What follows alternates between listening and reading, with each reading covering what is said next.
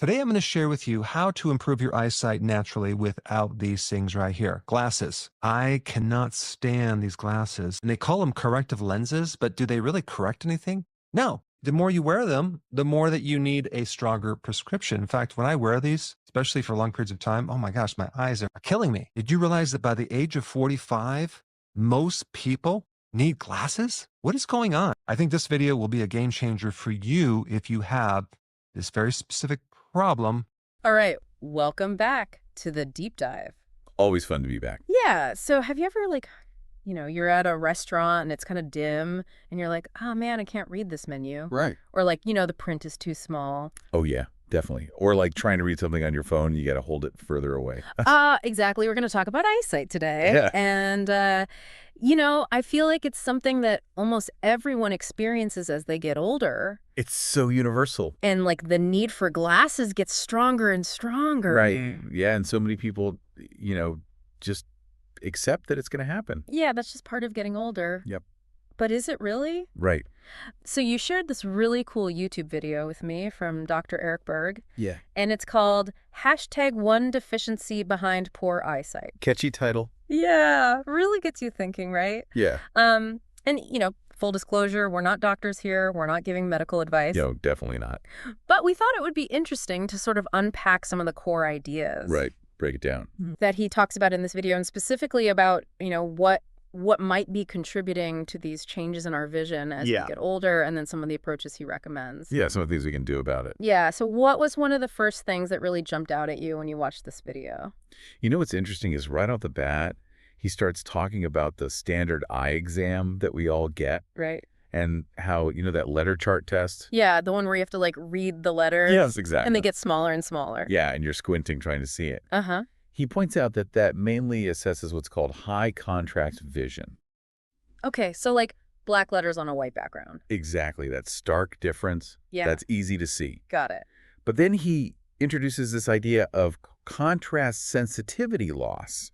And I think this is something a lot of people might not be aware of. Okay. This is basically the difficulty your eyes have in distinguishing between subtle shades of gray. So even if you can see those black letters really clearly, you might still struggle with seeing details in low light or where there isn't that stark difference in color.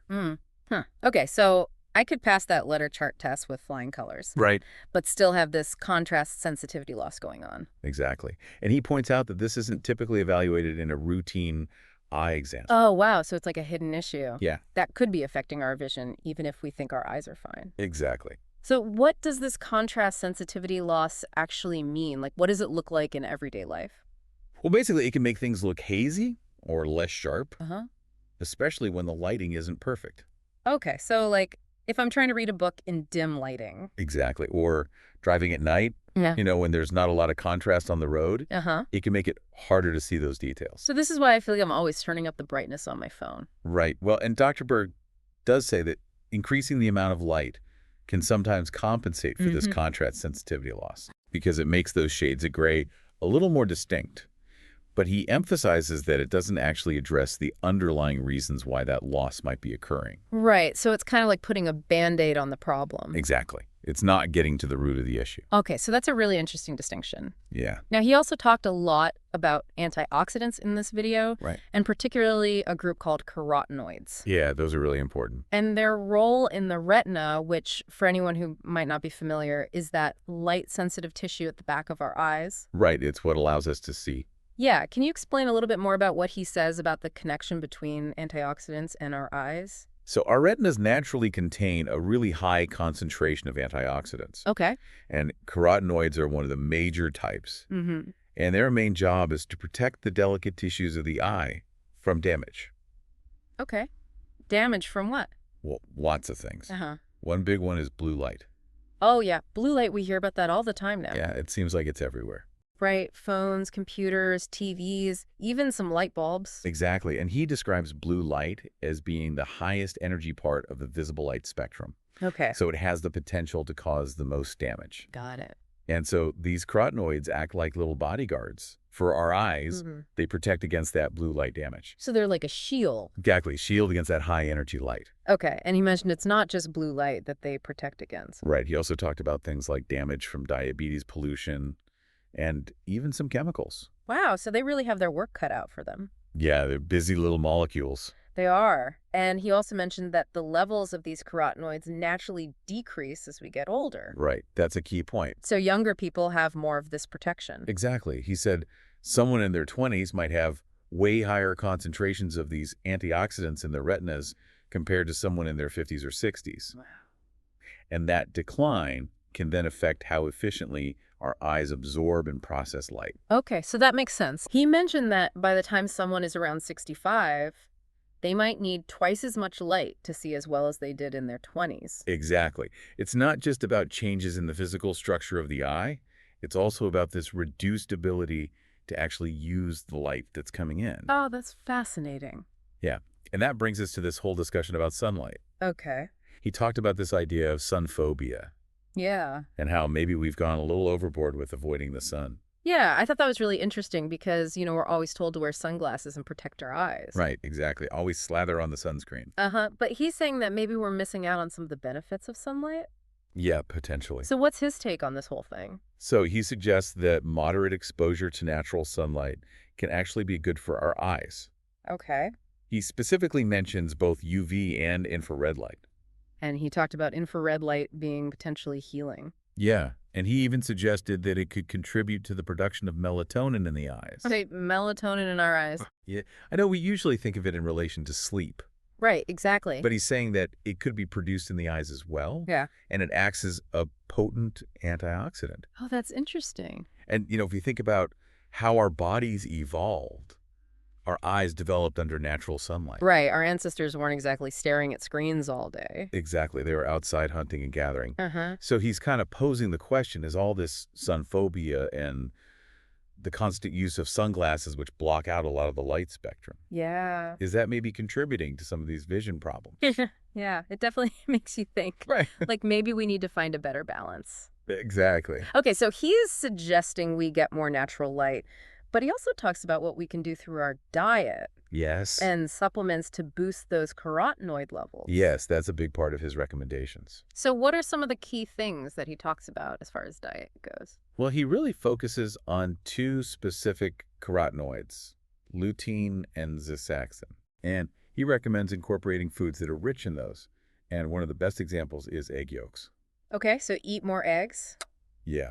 But here's a really important distinction that he makes. Okay. He says that commercially raised eggs, the kind you usually get at the grocery store, Yeah.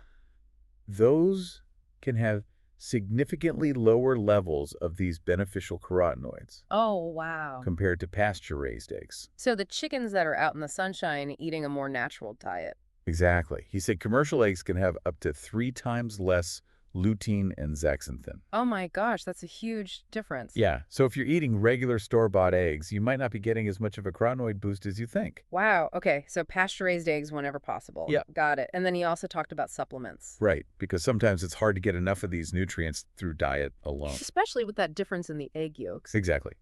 So he suggests looking for a supplement that provides at least 10 milligrams of lutein and 2 milligrams of zeaxanthin. Okay, and anything else to keep in mind with supplements? Yeah, he emphasized that fat is really important for absorption because these are fat-soluble nutrients. Okay, so don't take them on an empty stomach. Right. He recommends taking them with meals or alongside some healthy fats like olive oil or MCT oil. Kind of, so like add it to a salad or something. Exactly, or just take it with your dinner. That makes sense. And he actually mentioned a study that showed improvements in macular degeneration and contrast sensitivity in people who supplemented with lutein and zeaxanthin over a period of 12 weeks. Wow, that's pretty compelling. Yeah, it shows that it can actually make a difference. Definitely. And he also talked about something that I don't think a lot of people would associate with eye health. Okay, what's that? Seed oils. Ah, yes. That's where his perspective really ties into this idea of an ancestral diet. Okay, so how do seed oils fit into the picture? So he advises reducing or even eliminating seed oils that are high in omega-6 fatty acids. Okay, and those are like... Soybean oil, canola oil, cottonseed oil and sunflower oil. Yeah. There are a lot of things like salad dressings, mayonnaise, and processed foods. Okay, and why are they bad for our eyes? Well, the theory that he presents, and he actually mentioned that he got a paper from an ophthalmologist, Dr. Chris Kenobi, who supports this idea, Okay. is that these omega-6 fats have a different molecular structure than the fats our retinas are primarily made of, which include omega-3 DHA. Okay. So because they're structurally similar, these omega-6 oils can actually get incorporated into the membranes of our eye cells. Oh, wow. But their different properties might not allow those cells to function as efficiently as if they were built with a healthier balance of fats. So it's like our eye tissues being built with the wrong materials. In a sense, yeah. And he ties this into the bigger picture of how our modern diets, which are often really high in processed ingredients, Right. are kind of a mismatch for what our bodies, including our eyes, are really designed for. Yeah, that makes sense. And on the flip side, he's a huge advocate for omega-3 fatty acids. Right. The good fats. Exactly. Especially the ones found in fatty fish like salmon. And we hear so much about omega-3s being good for the brain. Right. But how do they specifically benefit our eyes? Well, he points out that the retina is essentially an extension of the brain.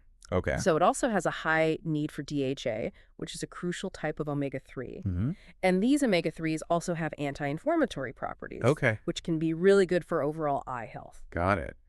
So he suggests eating fatty fish regularly or considering a supplement like fish oil or cod liver oil. So we're seeing a pattern here: prioritize those good fats. Yes. And maybe cut back or eliminate those potentially problematic seed oils. Exactly. Now, vitamin D also seemed to be a big focus for him. Yeah, he talked about vitamin D having a whole range of potential benefits for different parts of the eye. Like what? Well, he mentioned research on glaucoma and how a German ophthalmologist had some really positive results using high doses of vitamin D to help manage increased eye pressure. Wow. And there's also research suggesting a role for vitamin D in macular degeneration and potentially reducing complications from diabetic retinopathy. So that sounds like vitamin D is really important for eye health. Yeah, it seems to play a role in a lot of different areas. And did he mention how much vitamin D we should be getting? He recommended aiming for at least 10,000 IU of vitamin D3 daily.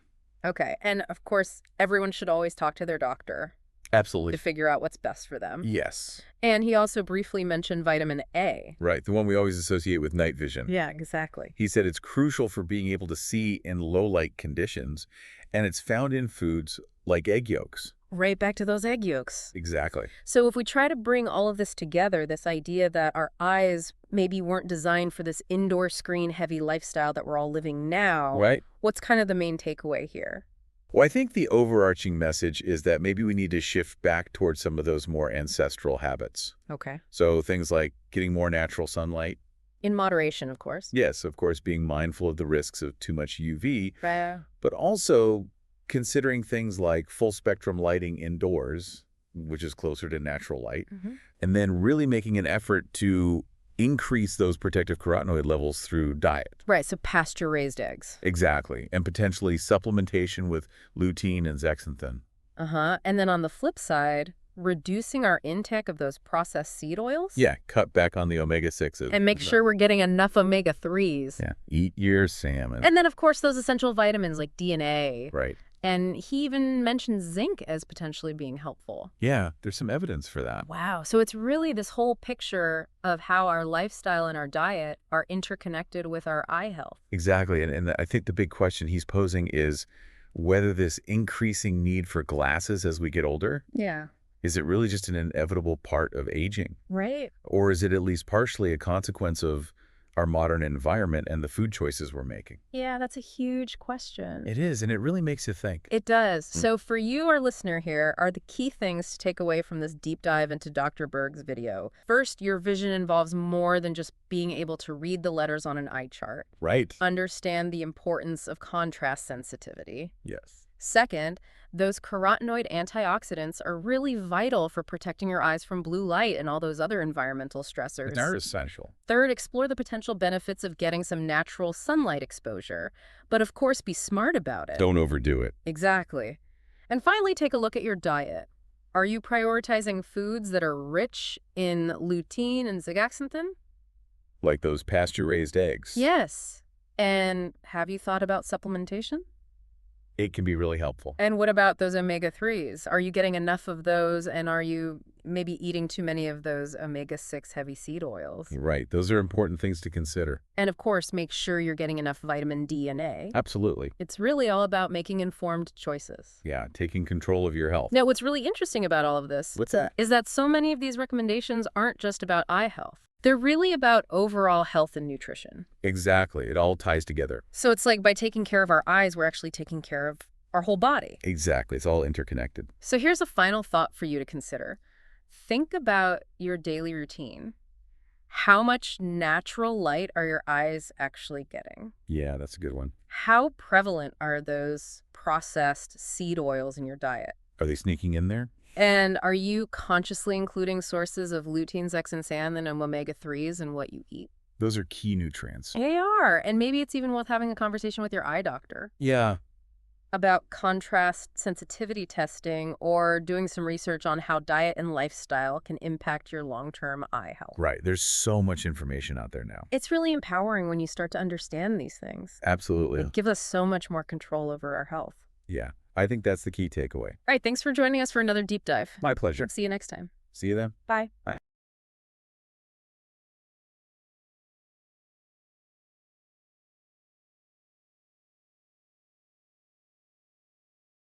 Today, I'm going to share with you how to improve your eyesight naturally without these things right here. Glasses. I cannot stand these glasses. And they call them corrective lenses, but do they really correct anything? No. The more you wear them, the more that you need a stronger prescription. In fact, when I wear these, especially for long periods of time, oh my gosh, my eyes are killing me. Did you realize that by the age of 45, most people need glasses? What is going on? I think this video will be a game changer for you if you have this very specific problem that I want to share with you. It's something that the eye doctors rarely test for, unfortunately, in the routine eye test. I did a little deep dive and I found there's this other thing called contrast sensitivity loss. The loss of being able to differentiate different shades of gray. Things will look blurry, especially if there's not enough light. This is definitely a breakdown with the retina, and it could be also the lens, but it's a different problem. You see, when you go to an eye doctor, they'll put a chart up with the letters, and you have black letters on a white background. That is actually high contrast. They're evaluating different problems with the eye that are not necessarily related to this contrast sensitivity loss. That's a completely different test, and it's not a routine thing that they test for. If someone has this loss of contrast sensitivity, adding more light can greatly help the person see. That doesn't actually fix the problem. It helps you compensate for the problem. There's certain patents, there's certain research done that if a person starts to increase certain antioxidants in the eye, that can improve this condition. Why would an antioxidant improve your vision? You normally have several antioxidants in the retina area that protect the eye against blue light. If you look at the spectrum of light, out of all the different individual waveforms, blue light is the highest energy. It can create the most damage. This is probably why we have these antioxidants in the eye to protect our eyes from blue light. And the category of antioxidants is called carotenoids. These antioxidants not just protect you against blue light, they protect you against all sorts of problems in the eye. Being a diabetic or a pollution or any chemicals in the body that go to the eye, those antioxidants can actually protect the eye. As we age, our carotenoids go down. Our protection in the eye goes down as well. When you're 20 years old, you have this super concentrated density of antioxidants in the back of the eye, in the retina. And then you get older, 45, 50, 59, like myself, it's significantly lower. Then the efficiency of absorbing light goes down. By age 65, you need twice as much light to be able to see like you did when you're 20 years old, because you no longer have the efficiency of absorbing light like you used to. This is why adding more light will help you, but it doesn't solve the problem. It only gives you a temporary solution. And so one solution is definitely to get an extra light. Make sure you get a bulb that is a full spectrum light, and you want to actually shine it on what you're reading and studying, and you will be able to see better. But we need to do something else to increase the efficiency of your retina. Let's get into what you need to do to correct that. Our ancestors did not spend all day long inside in a dim room looking at a cell phone, flipping through TikTok videos. Our eyes were not designed to do that. Our eyes were designed to interact with the sun's light. Of course, in 1980, the introduction of sun phobia, like fearing the sun, was introduced with all sorts of sunscreen and all sorts of sunglasses, which, by the way, make you look really cool, but they definitely stop that light from going into the eye. A regular dose of natural sunlight on the eyes is a very therapeutic thing. Why? Well, one reason is you get UV light into the eye. Infrared. And infrared is very healing to the eyes. Infrared also builds up melatonin in the eyes, which is one of the most powerful antioxidants in your cells. This entire sun phobia, I think, was a huge mistake. UV radiation to the eyes is not nearly a problem if you have the protection. The carotenoids. You want to get more light into your desk or wherever you're studying. You need to start eating foods high in lutein and zeaxanthin. These are two carotenoids that you can find in egg yolks. But the problem with egg yolks is if you consume egg yolks from a commercial egg, not a pasture-raised egg, you're going to get 3 times less carotenoids with commercial eggs. There are also a lot of supplements out there that you can get that have lutein and zeaxanthin. I'm going to recommend that you find one that has at least 10 milligrams of lutein and 2 milligrams of zeaxanthin. Also, if you can find one that has olive oil in it or MCT oil or some fat, that can help the absorption because carotenoids are fat soluble. Another solution is just to take this supplement when you're eating food because they're going to get absorbed a lot better. In this one paper, a significant improvement in decreasing macular degeneration, improving the loss of contrast sensitivity by taking these 2 carotenoids for 12 weeks. Also, highly recommend you at the same time stop consuming seed oils. I'm talking about in the salad dressing and the mayonnaise, soy oil, the canola oil, the cottonseed oil, the sunflower oil. These are very high in omega-6 and they can go into our membranes in the eye and they can interfere with the retina. It's a great paper on this, which was given to me by Dr. Chris Kenobi, who's an ophthalmologist who specializes in the eye. That paper was really about getting rid of the seed oils and replace it with an ancestral diet, something that's more a natural diet that doesn't have all the refined foods. Another important food to consume would be fatty fish, salmon, because the omega-3 are really good for the eye, also to reduce inflammation of the eye as well. If you think about it, the retina is just an extension of the brain, and the retina needs DHA. That's an omega-3 fatty acid, and you can get that in fish oil or cod liver oil. Let's come back to the topic of vitamin D. Is that important for the eye? Wow, it really is. I looked at the research in vitamin D. Every part of the eye is improved with vitamin D. A lot of conditions are improved too, like glaucoma. There's research by another ophthalmologist from Germany who gets fantastic results with high doses of vitamin D for glaucoma, which is an increased pressure in the eye. And there's a lot of research on taking vitamin D for macular degeneration, using vitamin D to help reduce the complications of retinopathy, which is eye damage from diabetes. I recommend you take at least 10,000 IUs of vitamin D3 every single day. Of course, vitamin A, which is actually in egg yolks, is very important in the eye as well. If you lose vitamin A, it's hard to see at night. In summary, you need to get outside more. If you're in front of your desk, and computer, cell phone for long periods of time, you need to get outside and get sunlight. In the meantime, you can get another full spectrum light that shines more light so you can actually wear these less. That'll give you time to build up your carotenoids in the eye because as you age, you have less carotenoids. And now the efficiency of absorbing light is going to be less. Lutein, zeaxanthin are the 2 that you need to build up over a period of 3 months. Of course, eat foods high in that as well. Egg yolks, cod liver oil, vitamin D. Throw some zinc in there. That can help as well. The reason why most people need glasses at age 45 is because our eyes were designed to be outside, not in front of a computer. Thanks for watching, and I will see you in the next video.